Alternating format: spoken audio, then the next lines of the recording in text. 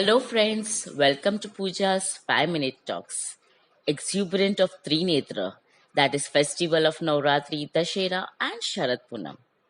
We all know that we play Garba in Navratri. We burn the effigies of Ravana in Dashera, and we have Doodh Poha in Sharad Punam. But we are unaware about the mythological and historical significance of celebration behind these three festivals. Today, I have talked in two parts about the significance and salient facts of these three festivals. In part 1, about Navratri and Dashera, and in part 2, about Sharad Punam. Part 1, the significance of the celebration of Navratri and Dashera. The festival of Navratri is associated to the prominent battle that took place between goddess Durga and demon Mahishasur and celebrates the victory of good over evil.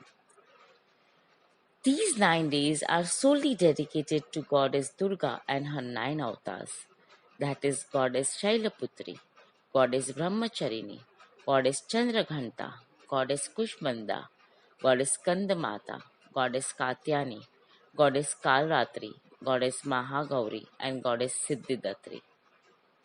Navratri is also called as Sharda Navrati or Navrata, is a major Hindu festival that is celebrated around the world and in India over a span of 9 nights post-monsoon autumn.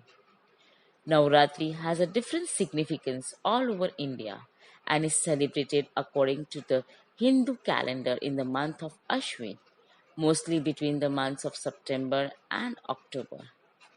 In Navratri, a traditional dance Garba of Gujarat is popular throughout the world and it is played to bow a respect to all 9 goddesses. During these 9 days, females would play Garba at night wearing colorful chaniya cholis and males wear kurti pajamas. It invites the divinity in all its splendor in our hearts by following the rich traditions during the festival. Garba is danced around this symbol to honor the fact that all humans have the divine energy of Devi within them. The festival celebrates the good seasonal harvest as a thanksgiving. It honors our daily livelihood with the worship of the tools of our trade. It is an auspicious time to start new ventures too. The values of our culture are reinforced and history is kept alive throughout the generations.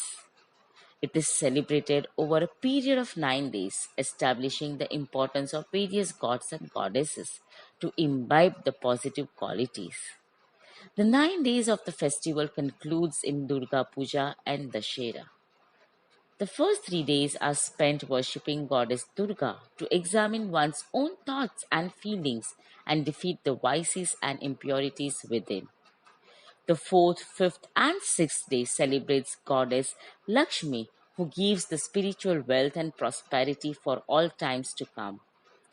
The seventh, eighth, and ninth day are devoted to worship Goddess Saraswati, the goddess of wisdom, to achieve all round success in life with modesty.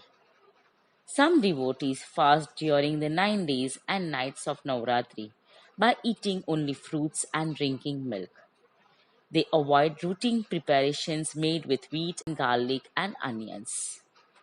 Some consume only one meal a day. After 9 days of Navratri, the 10th day is called Vichayadashmi or Dashera. The brilliance of Dashera is spread in the burning of statue of Ravana as a sign of victory over wicked by Lord Rama. The blast of the fireworks announced the victory of good over bad. Dashera also indicates the preparation of the festival of lights, that is Diwali, that would come after 20 days. Whereas Sharad Punam is followed after 5 days of Dashera. Thank you. Do not forget to press the like button, share my video, and subscribe.